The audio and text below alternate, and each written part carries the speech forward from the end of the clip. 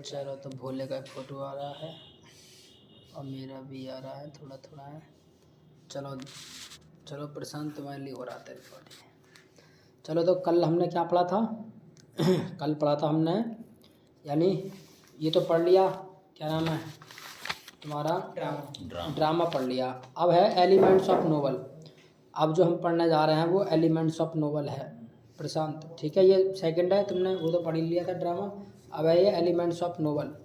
अच्छा, elements of novel में क्या, ज़रा देखो जो एलिमेंट्स ऑफ नोवेल है इसमें शुरू में लिखा है, क्या लिखा है? The plot. ये है द प्लॉट, यानी एलिमेंट्स ऑफ नोवेल, नोवेल के प्लॉट। तो इसमें भी क्या है, जैसे कि तुम्हारे ड्रामा में रहते हैं ना एलिमेंट्स तत्व, ऐसे ही किस में रहते हैं तुम्हारे, उसमें नोवेल में भी रहते हैं। ऐसे ही तुम्हारे नोवेल में रहते हैं, यानी जैसे तुम्हारे उसमें रहते हैं ना ड्रामा में, इसी प्रकार से किस में रहते हैं, हमारे नोवेल में रहते हैं। क्योंकि जिन बातों का हमें ध्यान रखना पड़ता है ड्रामा में, उन्हीं बातों का हमें ध्यान रखना पड़ता है किसमें, नोवेल में। तो सबसे पहला है इसमें प्लॉट। आखिरकार प्लॉट हम किसे कहते हैं? तो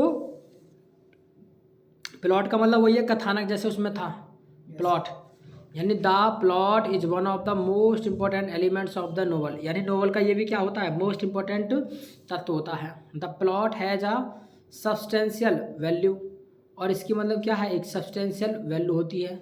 सब्सटेंशियल मतलब एक अपनी अलग पहचान, and a genuine human meaning, और इसका एक मतलब ओरिजिनल मानव एक इसका मीनिंग होता है। Regarding the significance of the plot, plot के पहचान के संबंध में अरिस्टोटल, देखो वो जो अरिस्टोटल जिन्होंने ड्रामा में कहा वही बात इन्होंने इसके लिए कही है। Aristotle remarks in his poetics, वो अपनी पोइटिक्स में कहते हैं, क्या कहते हैं, the plot is the first thing, कि प्लॉट सबसे पहली चीज़ है। द सोल ऑफ ट्रेजेडी, और ये ट्रेजेडी की क्या है, आत्मा है।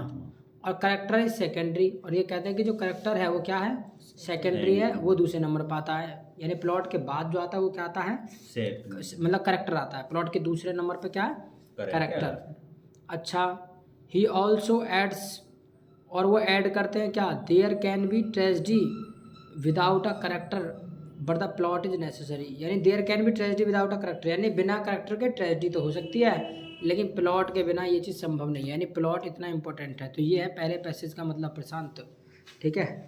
यानी प्लॉट क्या है, प्लॉट मेन पार्ट होता है नोवेल का ये भी। और ये बात अरिस्टोटल ने कही है कि ये ट्रेजेडी का हो, नोवेल का हो, ड्रामा का हो, सबका ये क्या होता है, मेन पार्ट, यानी सोल ऑफ ट्रेजेडी होता है। अच्छा, इसके बिना जो है पूरी नहीं हो सकती ट्रेजेडी। करेक्टर के बिना तो एक बार को हो सके, लेकिन इसके बिना नहीं हो सकती। और करेक्टर जो आता है इसके दूसरे नंबर पे आता है। अब आगे क्या है, आगे है the organisation of incidents and events is known as plot. यानी ऑर्गेनाइजेशन ऑफ इंसिडेंट, यानी जो घटनाओं का जो एक संयोग है, और इवेंट्स का इज नॉन एज प्लॉट, इसे प्लॉट के रूप में जाना जाता है। तो मैंने कहा ना प्लॉट वही है, प्लॉट क्या होता है, घटनाओं का समावेश, ठीक है, घटनाओं का रिकॉर्ड होना, वही क्या है, प्लॉट है। अच्छा, लाइक अ स्टोरी, एक स्टोरी की तरह है। The plot is a narrative of events, ये मतलब घटनाओं का क्या होता है, एक वर्णन होता है, एक नैरेटिव होता है, ठीक है। इसके अलावा but it is distinct from the story, लेकिन ये स्टोरी से क्या होता है, भिन्न होता है। ये स्टोरी से क्या है, भिन्न है। बिकॉज क्योंकि जो है it at the same time explain the relation between the two events, क्योंकि ये सेम टाइम जो है, सेम टाइम में मतलब क्या है, दो घटनाओं का विवरण देता है। The cause and effect of it, एक तो कारण और दूसरा इसका प्रभाव। फॉर एग्जाम्पल, जैसे अ मैन डाइड, एक व्यक्ति मर गया, and then his wife died, और उसका फिर तुरंत ही क्या मर गया, मतलब पत्नी मर गई। Here is an example of story, ये कहानी का एक मतलब उदाहरण है।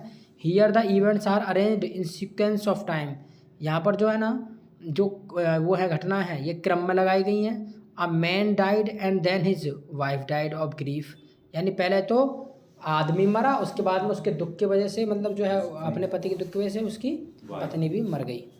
तो इस तरीके से मतलब क्रम में लगाई जाती है। इज़ द क्या है, is the example of plot, ये क्या है, प्लॉट का एग्जाम्पल है। In which the events are related to each other, जहाँ पर जो घटना है वो एक दूसरे से क्या संबंधित हो गई, सीधी सी बात है भाई, पहले वो मरा, मैन मरा, उसके बाद में उसी के दुख में कौन मर गई, उसकी वाइफ मर गई। अच्छा, and the first event causes the second event, यानी जो पहली घटना है ना वो दूसरी घटना का क्या बनी, कारण बनी। यानी पहली घटना जो है दूसरी घटना का कारण बनी, क्योंकि उसी की वजह से ऐसा कुछ हुआ। अच्छा, इसके अलावा अब पैसेज नंबर इसमें तीसरा है, ठीक है। पैसेज नंबर थर्ड देखो, इसको मैं फोटो को अपने को ऊपर ले जा रहा हूँ, ठीक है प्रशांत, जो तुम्हें नीचे का तीसरा पैसेज आराम से दिखाई दे।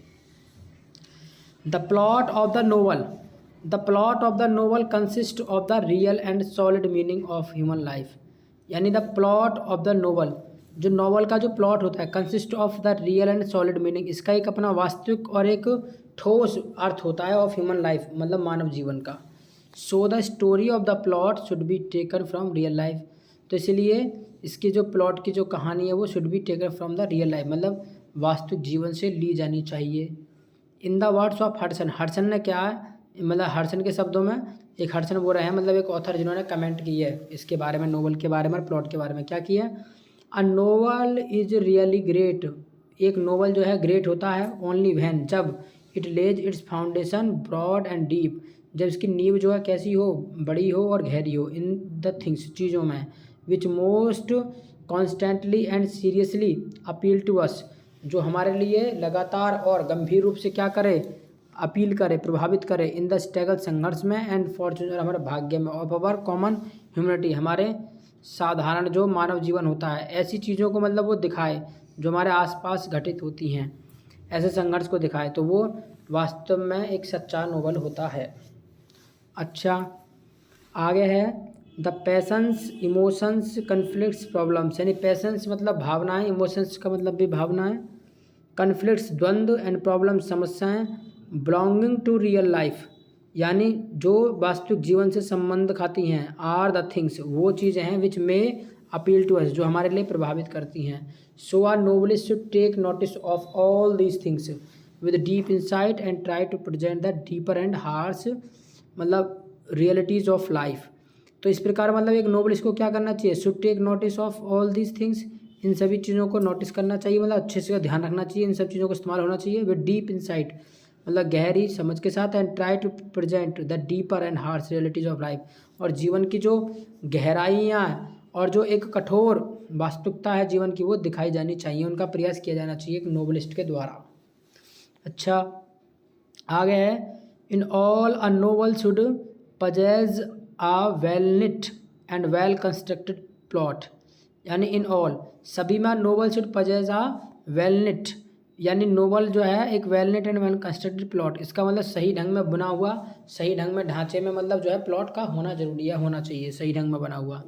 The story should not be loose, ना तो स्टोरी ढीली होनी चाहिए, बट कॉम्पैक्ट, ना ही जटिल होनी चाहिए, and event should be well arranged, यानी वो कैसी होनी चाहिए, मतलब जो इवेंट घटना है वो एक दूसरे से अरेंज होनी चाहिए, एंड इंटरकनेक्टेड, और एक दूसरे से वो जुड़ी होनी चाहिए, यानी जो घटनाएं हैं वो एक दूसरे से जुड़ी होनी चाहिए। सीधी सी बात है, जब कोई कहानी चलती है, एक कहानी चलती है, तो क्या होना जरूरी है उसका, यानी घटना एक दूसरे से क्या करनी चाहिए, मैच खानी चाहिए, सीधी सी बात है। यानी कोई भी मूवी है, मूवी होती है कोई भी, तो वो कब बनती है, जब एक दूसरे की कहानी टच होंगी तभी तो बनेगा, नहीं बीच में छोटा छोटा वो रहे तो क्या फ़ायदा उससे।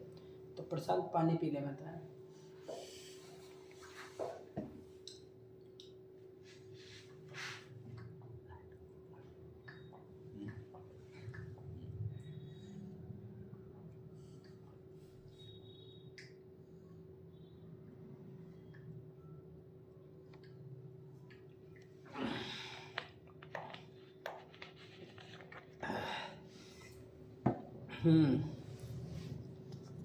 अब नीचे देखो। अच्छा, अब है तुम्हारा नेक्स्ट, अरे फोटो कहाँ गया भाई, फोटो आ रहा था इस पर, फोटो कहाँ भाग गया, बैकग्राउंड में चलेगी रिकॉर्डिंग क्या, रिकॉर्डिंग तो अभी चल रही है खैर, लेकिन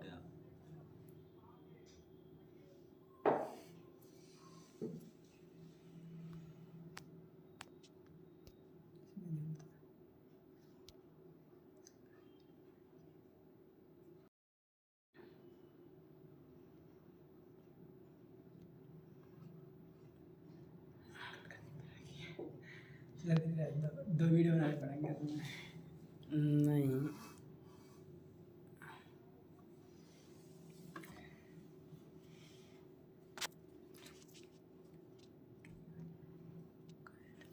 चल रही स्क्रीन रिकॉर्डिंग जो है। चलो तो